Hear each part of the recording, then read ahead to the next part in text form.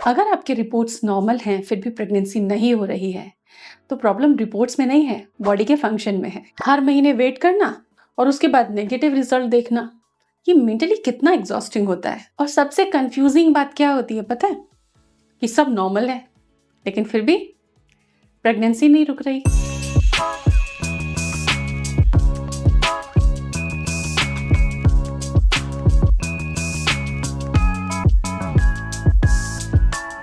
Hello दोस्तों, आज हम जानेंगे कि इन सब समस्याओं का समाधान क्या है। आपका स्वागत है प्रेरणास फर्टिलिटी केयर में। तो जो भी बातें अभी तक हमने की, अगर उसको हम क्लिनिकली समझते हैं तो हमें पता चलता है कि स्ट्रक्चरली बॉडी में प्रॉब्लम नहीं है, प्रॉब्लम यहाँ फंक्शन में है। मतलब रिपोर्ट्स तो नॉर्मल हैं लेकिन बॉडी का जो इंटरनल कोऑर्डिनेशन है ना, वहाँ समस्या है, वो डिस्टर्ब है। तो ये चीजें क्यों हो रही हैं, एक एक करके इस प्रॉब्लम को समझेंगे, इसके रीजन समझेंगे और इसका सोल्यूशन करेंगे ताकि आपकी टीटीसी जर्नी जल्दी ही सफल हो सके। कई बार ओव्यूलेशन तो होता है लेकिन एग्स स्ट्रांग नहीं होते। ऐसे में हार्मोनल लेवल पर क्या होता है, हार्मोन्स जिस पीक तक पहुंचने चाहिए वहां तक नहीं पहुंचते हैं, उससे नीचे रह जाते हैं। हार्मोन का बैलेंस जितना अच्छा होना चाहिए उतना अच्छा नहीं बन रहा।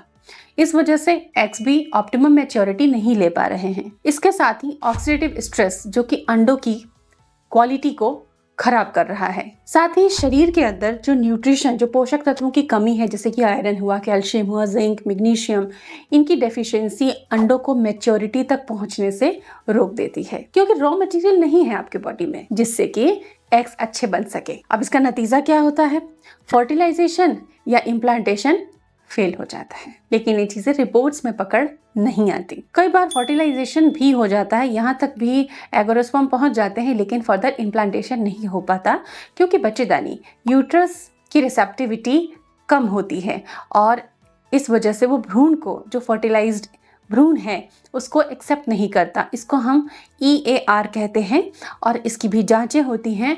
लेकिन इसका कारण क्या है जानते हैं? इसका कारण है इन्फ्लेमेशन और प्रोजेस्टेरोन का इम्बैलेंस, जिसे हमें ठीक करना होगा।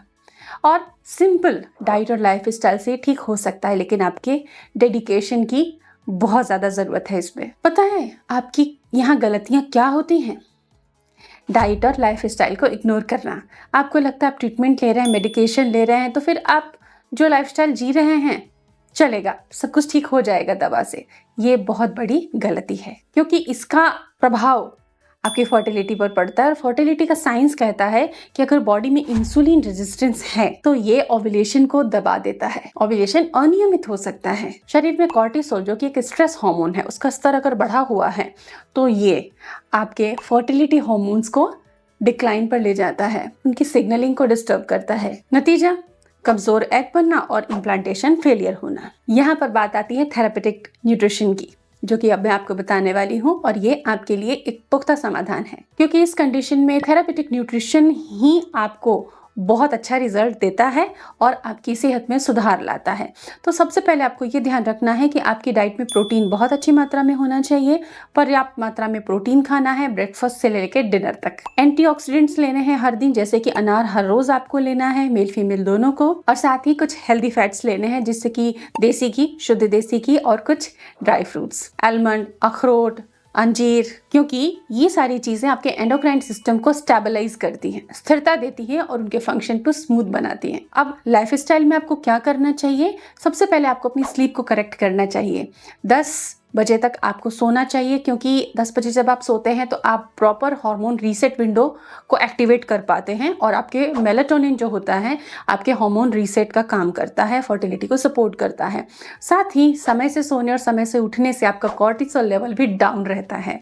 साथ में आपको कुछ एक्सरसाइज ऐड करनी चाहिए, मॉर्निंग इवनिंग दोनों टाइम या एक टाइम आप इन्हें फॉलो करें। सप्लीमेंट्स आपको बहुत अच्छे नतीजे देते हैं जैसे कोएंजाइम Q10 और फॉलिक एसिड। कोएंजाइम Q10 जो होता है एग की माइटोकॉन्ड्रिया के फंक्शन को बूस्ट करके एग की क्वालिटी अच्छी करता है और फॉलिक एसिड आपके प्रेगनेंसी में आने वाले आगे जो भी कॉम्प्लिकेशन है उनसे आपको बचाता है। तो 150 से 400 mcg फॉलिक एसिड आप प्रतिदिन ले सकती हैं प्री प्रेगनेंसी स्टेज पर। और जो भी मल्टीविटामिन आप ले रही हैं अपनी गायनिक की सलाह से एक कंप्लीट डोज तैयार करवा सकती हैं। यहाँ आपको गलतियां नहीं करनी है जो आम लोग करते हैं कि रिपोर्ट्स ठीक है तो सब नॉर्मल है, हो ही जाएगा। नहीं, आपको फंक्शन पे जाना है, खुद को ठीक करना है। इन छोटी छोटी चीज़ों से आपको बहुत जल्दी अच्छे बेहतरीन नतीजे मिल सकते हैं। कोशिश कीजिए, अपने शरीर को आप खुद संभाल सकते हैं। और आप सभी के लिए गुड न्यूज़ मैं ये बताना चाहूँगी कि अगर रूट कॉज को आपने पकड़ लिया ना, अपनी समस्या की जड़ को, तो आप जल्दी से सॉल्यूशन पे पहुंच जाएंगे। और जल्दी ही मैं एग की क्वालिटी से रिलेटेड, मैच्योरिटी से रिलेटेड बहुत ही साइंटिफिक क्लिनिकल एक्सप्लेनेशंस लेकर आ रही हूँ। Stay tuned. Thanks for watching.